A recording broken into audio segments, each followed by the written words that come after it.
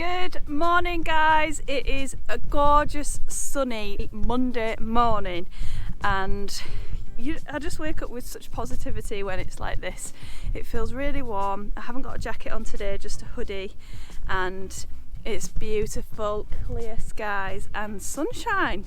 So if you don't know me already, my name is Sarah and I'm a flower farmer, and things are very busy on the flower farm at the moment because we are preparing for the season ahead. So we're trying to get the fields worked ready for planting, but obviously things still have to dry out a little bit, so we are just waiting to be able to do that. So we're filling our time with caring for our seedlings, starting lots of seeds, and just generally getting ready for the season ahead.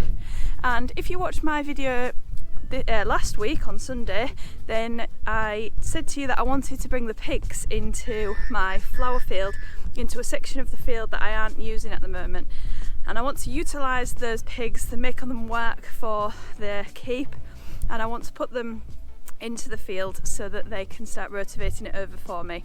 I have tried this before with the pig that we've got now and his friend Princess, who we sadly lost last year. I brought them into the field and they had the whole field to themselves, which is probably 300 or 400 metres squared, and it was just too much of a big area for them. They didn't make any sort of footprint on it at all because they just didn't have enough time to cover the space that we gave them. So what I've done is, what I'm going to do is I'm going to pen Cyril and Hector off into this small area that I'm not using behind the polytunnel, and I'm just going to give them as much time as they need to clear this area around the back of the polytunnel, and hopefully then maybe next season. I'm not in a rush to use this area at the moment. Maybe I will be when it comes to planting out, but I'm going to put them in there and then give them as long as they need just to get the area rotavated for me. So let's see whether it's going to work.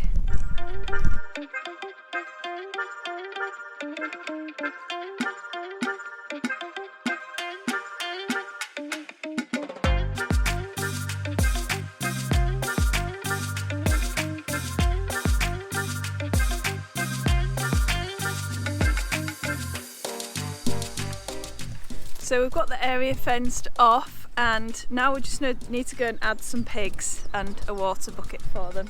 Add some pigs, okay. Yeah, add some pigs to the mix. It's an ingredient for the perfect flower beds.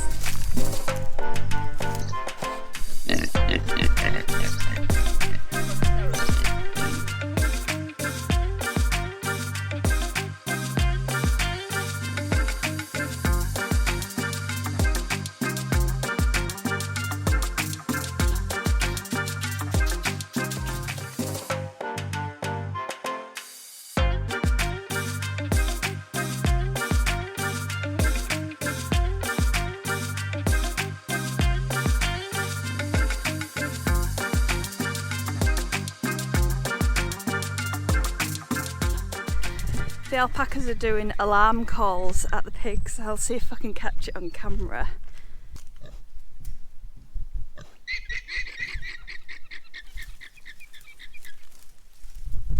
Did you hear it then? It's like a screechy noise. The other thing that I think I might do today is cut the grass for the first time in the season. So I've got a few piles of weeds that I just need to put into a wheelbarrow and chuck on the muck heap, and then I can cut the grass and the field is going to look nice and tidy hopefully after I've done that. Here's an update on the willow. Do you remember in February I think it was when I pruned it all? It's got all of these new shoots coming on it now, which is exciting. And then this is the bed that I put in last season, and then this is this season's bed here. This is all pussy willow. And they've got shoots on them. Exciting, that's good. That means they are rooting away under there.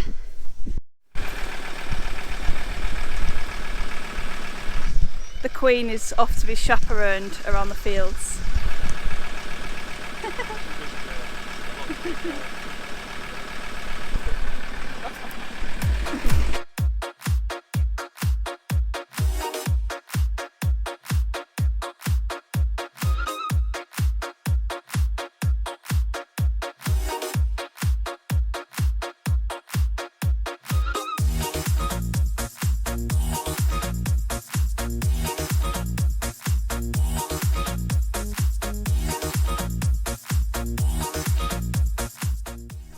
So I've got my grass cut and the field is looking lovely and fresh.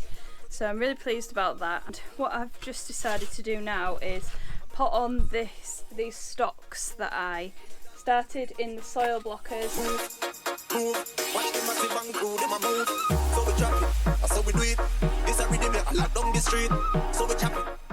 So I've just finished potting on the stocks. There's 129 plants in these trays, and what I'm going to do now is, it's getting towards the end of the day, but it's not the end of the day just yet, but I'm going to go and check on Hector and Cyril to see how they're getting on.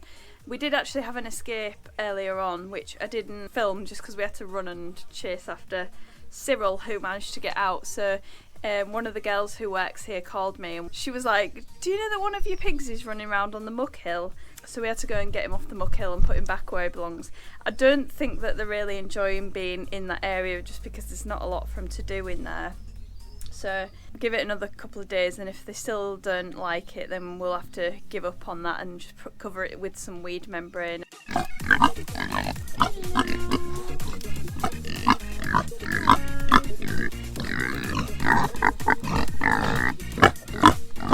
It's time to take the boys home.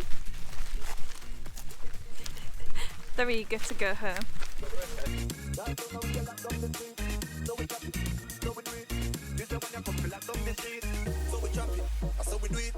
Morning guys, so I'm just having my morning cuppa, and today I'm thinking of getting a cold frame made. So if you've been following along on my shipping container conversion, you will have seen the old cabin that we took down in order to put the new one in its place, and it was previously a cattery which had cats in it obviously, and we took all of these doors out and all of the frames for the cages that were within the cattery. So what I'm thinking of doing is using these doors here. I've just measured them, they're about 2 meters long and they've got mesh on them. So instead of, I think the mesh is sandwiched in between the wood, so I'm not going to bother taking the mesh off. I think I'm just going to see if I can either find some polycarbonate or see if I've got any spare polytunnel sheeting and just cover it with a polytunnel sheeting. So I've measured them, they're 2 meters long, so I'm going to go and measure the space where I want the cold frames to go, and then see how many of these I can fit in, because I want to make it as big as possible really. So if I cover the full back length of this fence, which I might as well do it because it's wasted space, I can get 3 of the doors in, so I can get a 6 meter long cold frame in, which is cool. So yeah, I better get all my tools together. I've just broken this thing here. Yeah, I better get everything together and then I can come back and start making.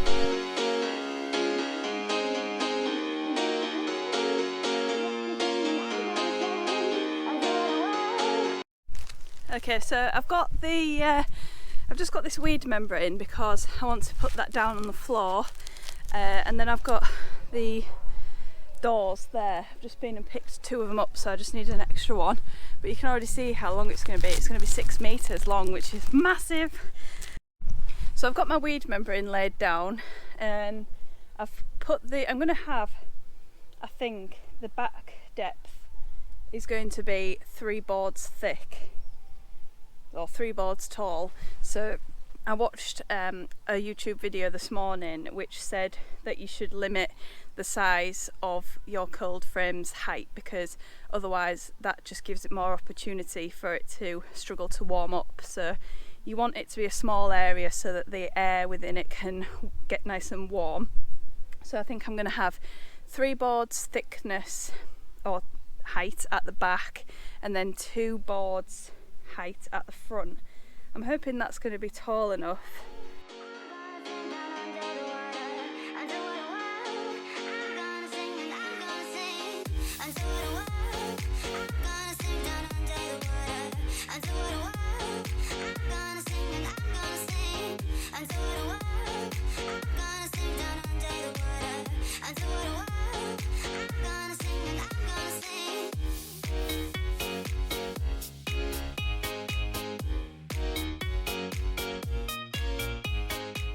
So I've got my front and my back panels on made now, and the battens are holding those boards together. So now is the moment where I need to make sure I've got my measurements right, and I need to cut some sections for the sides.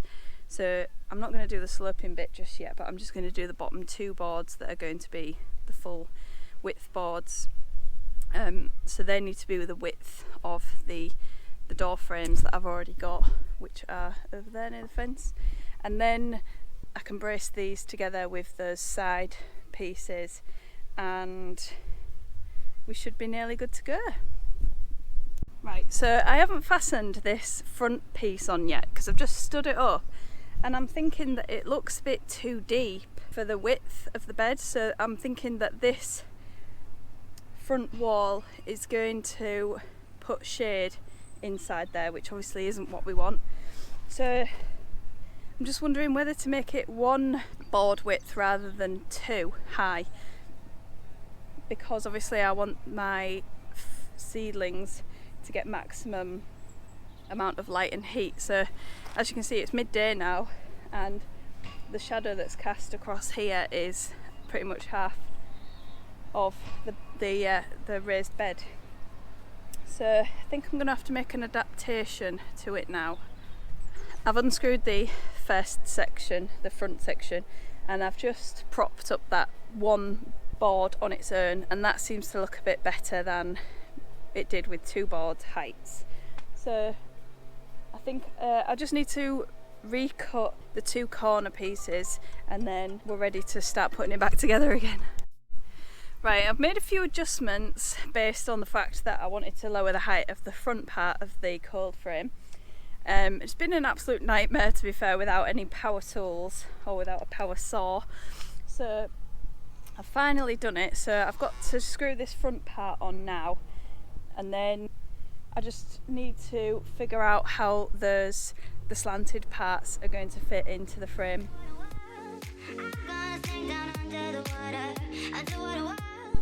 Guys, it's so blooming frustrating when I'm always doing two-man jobs by myself.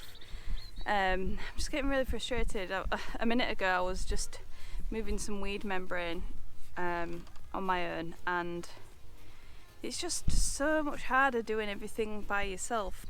One of the things that I always think about is if I could go back in time and start the flower farm again, I would try to find a partner to do it with, because it is just hard work on your own, and that's one of the biggest problems that I come across at the moment. I'm just trying to screw the brackets into the top of the cold frame, but it's really a two-man job for somebody to hold the door whilst I can screw it in.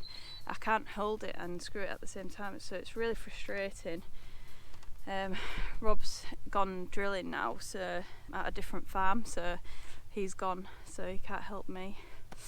Just wanted to share my frustration with you. It's not all easy peasy, like, oh, it's so cool being able to work on your own on a flower farm. It is quite lonely sometimes.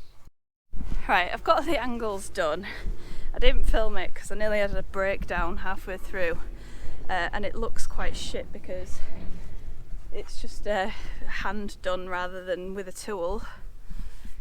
So I'm ready to screw this back on again, I think, and hopefully it'll fit, and then I can put the second door on, and then the third one might have to wait until tomorrow when we get the tools back, because I might have a meltdown and end up throwing something. Check out my work, guys. I'm proud of it. Loads of space there for seed trays.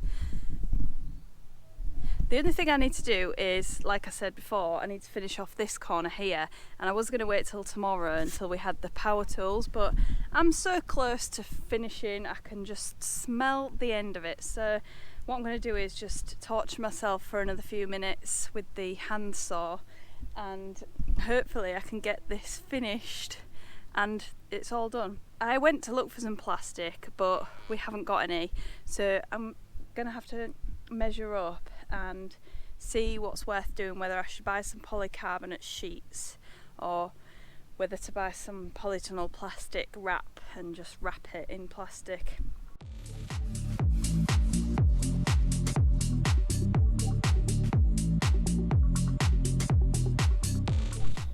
Joiners, carpenters and woodworkers, look away, because I'm about to butcher the craft that you've worked years to build a reputation for. I literally have butchered this job, but if you don't look too closely, it actually looks like quite a good job.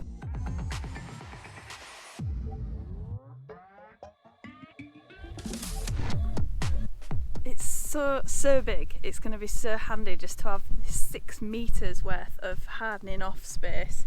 So obviously both of my greenhouses are really full now, so I've already put some cornflowers in it. It hasn't even got a lid on it, but they've been sort of in and out of the greenhouse for the past few days now, so they're ready to go out anyway. But yeah, it's going to be really cool just to be able to take stuff out the greenhouse and put fresh trays in there with seeds in whilst the plants that are in here are hardening off. So the plan for today is that I'm going to have a go, I think I'm going to have a go at rotavating the back field. I just want to get 1 or 2 beds ready because I've got a volunteer coming on Monday, so they'll be able to help me prepare the bed. We can get the compost and the mulch put on it and then get it covered. So if I can just rotavate it to begin with, then that will be good for us to get cracking with that on Monday. But if not, I'm going to have to sand the floor in the container because that's the job that I've been putting off. It really needs doing now. So I'm going to test out the rotavator, and then if not, I'm going to sand the floor, which I really don't want to do, but it's going to have to be done.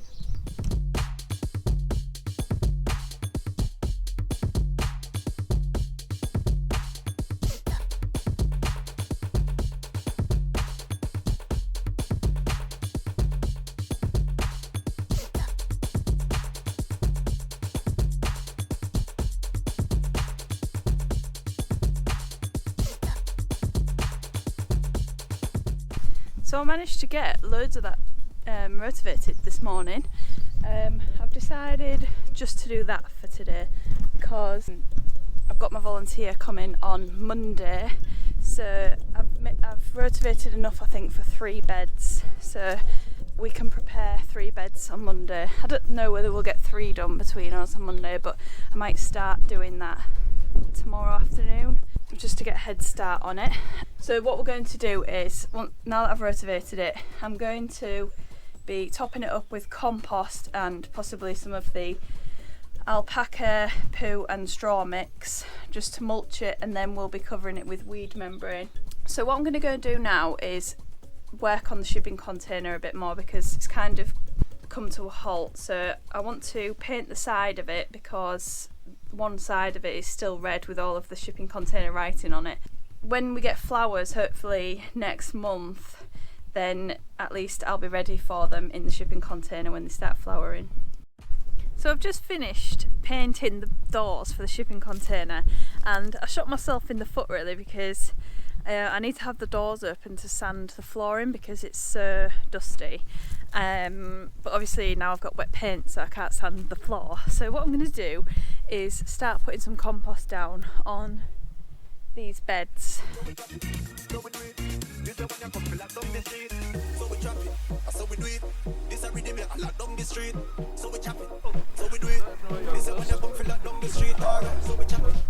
Here I am slaving away with a wheelbarrow and a shovel.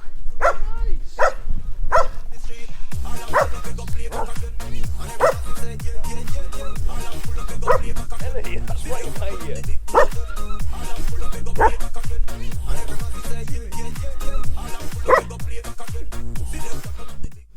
Well, I'm going to call that it for this week, guys. It's been a busy old week. We've got lots done. We've got the cold frame made. I've got most of the field rotavated. Got 1 bed mulched with the straw alpaca poo mix. I don't know how that's going to go. Let me know in the comments what you think to the straw mulch. Do you think it's going to work or not? We'll see. And then what else did we do this week? Oh, I got those doors painted on the shipping container. And it's only Thursday, I've got plenty done.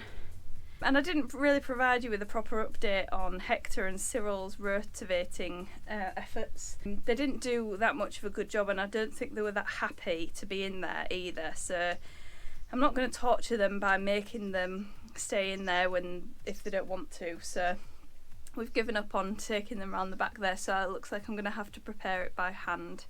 So we'll just see if I get time this season to do that. I'm sure I will.